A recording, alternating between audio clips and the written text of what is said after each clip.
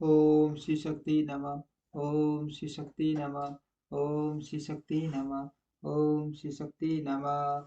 दस की 60 कन्याओं का विवाह दक्ष और वीरनियों के यहाँ देवी शिवा का अवतार दक्ष द्वारा उनकी स्तुति तथा सती के सद्गुणों एवं श्रेष्ठताओं से माता पिता की प्रसन्नता।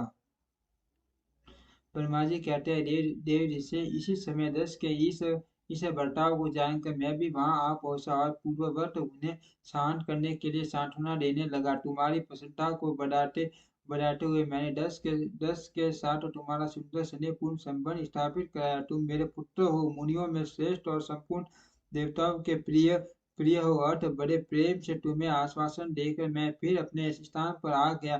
तदंतर प्रजापति दक्ष ने मेरी मेरी अनुनयन के अनुसार अपनी पत्नी के गर्भ से साठ साठ सुंदरी कन्याओं को जन्म दिया और आलस्य रहित हो धर्म आदि के साथ उन सबका विवाह कर दिया। मुनिवर मुनिवर मुनीश्वर, मैं उसी प्रसंग को बड़े प्रेम से कह रहा हूँ, तुम सुनो। मुने दक्ष ने अपनी 10 कन्याएं विधि पूर्वक धर्म को ब्याह दी। दी 13 कन्या कश्यप मुनि से मुनि को दे दी और 27 कन्याओं का विवाह चंद्रमा के साथ कर दिया। भूत या बहुपुत्र अंगिरा तथा कुशा कुशा सर्वों को उन्होंने दो दो कन्याएं दी और शेष 4 कन्याओं का विवाह तात्य या अरिश्रेष्ठ नेमि के साथ कर दिया। इन सब की संतान परंपराओं से तीनों लोक भरे पड़े।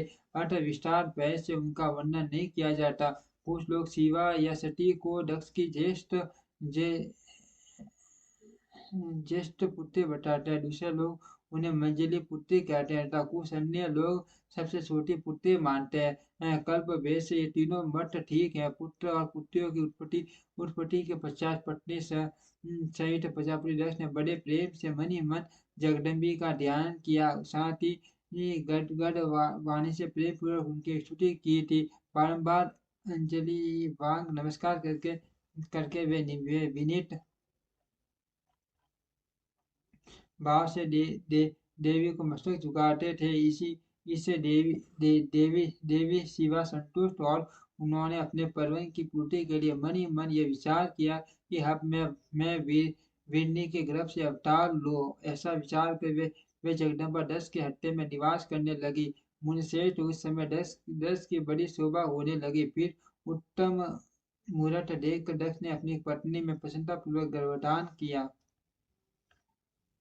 तब दयालु शिवा दक्ष पत्नी के शीत में निवास करने लगी। उनमें गर्भ धारण के सभी सीने प्रकट हो गए। तात उस अवस्था में वीर वीरिनी की शोभा बढ़ गई और उसके शीत में अधिक हर्ष छा गया। भगवती शिवा के निवास के प्रभाव से वीरिनी मां मंगल रूपिणी हो गई। दक्ष ने अपने कुल संप्रदाय वेद ज्ञान और हार्दिक उत्साह के अनुसार प्रसन्नता पूर्वक पूछ वन आदि संस्कार संबंधी श्रेष्ठ क्रियाएं संपन्न की। उन कर्मों के अनुष्ठान के समय मान उत्सव हुआ। प्रजापति ने ब्राह्मणों को उनकी इच्छा के अनुसार धन दिया। उस अवसर पर वीरनी के गर्भ में देवी का निवास हुआ। जानकर श्री विष्णु आदि सब देवताओं को बड़ी प्रसन्नता हुई।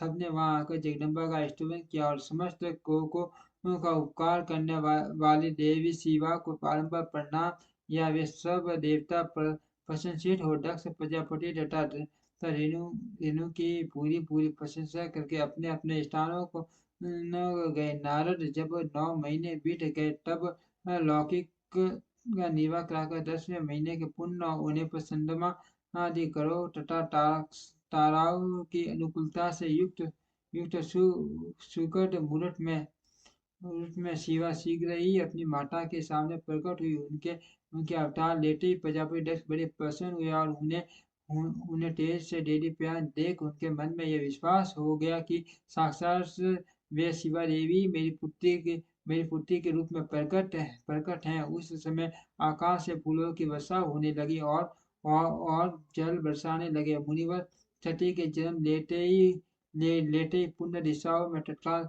तत्काल शांति छा गई। देवता आकाश आकाश से मांगलिक बाजे बजाने लगे लगे। अग्निशालाओं की हुई अग्नियां सष्टा प्रज्वलित हो उठी और सब कुछ मंगलमय हो गया। वीरनी के गर्भ से साक्षात जगदम्बा प्रकट हुई। देख दक्ष ने दोनों हाथ जोड़कर नमस्कार किया। या बड़े भक्ति भाव से उनकी बड़ी स्तुति की। बुद्धिमान दक्ष की स्तुति करने पर जग जग माता शिवा उस समय दक्ष से इस प्रकार बोली, जिसमें माता वीरनी न सुन सके। देवी बोली, प्रजापति, तुमने पहले पहले पुत्री रूप में मुझे प्राप्त करके मेरे लिए आराधना की थी। तुम्हारा वह मनोरथ आज सिद्ध हो गया।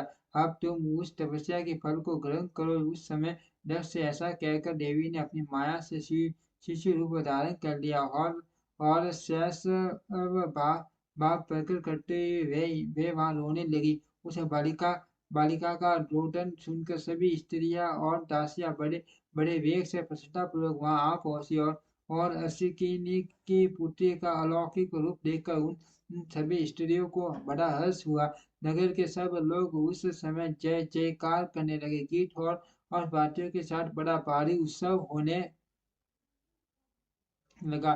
पुत्री पुत्री का मनोहर मुख देखकर सबको बड़ी प्रसन्नता हुई। दक्ष ने वैदिक और पुरोहित आचार का विधि पूर्वक अनुष्ठान किया।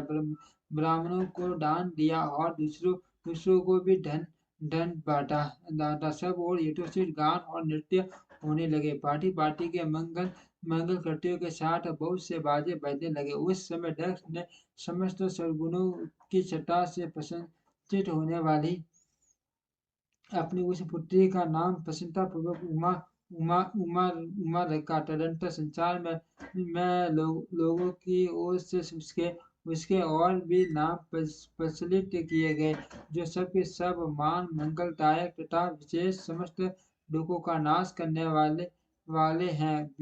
वीरिनी और महात्मा दक्ष अपनी पुत्री का पालन करने लगे तथा वह शुक्ल पक्ष की कला के समान दिनों दिन बढ़ने लगी। दिव्य श्रेष्ठ बाल्यावस्था में भी समस्त उत्तम गुण उसमें उसी तरह प्रवेश करने लगे जैसे शुक्ल पक्ष के बाल चंद्रमा में भी समस्त मनोहारिणी कलाएं प्रवेश हो जाती है। दक्ष कन्या सती सखियों के बीच बैठी बैठी जब अपने भाव में निम्न होती थी, तब बारंबार भगवान शिव की मूर्ति को क्षितिज करने लगती थी। मंगलमय षष्ठी जब बालिशीत सुंदर गीत गाती, तब स्थाणुहर एवं रुद्र नाम लेकर स्मरण सत्व शिव का स्मरण किया करती थी। ओम श्री शक्ति नमः। ओम श्री शक्ति नमः।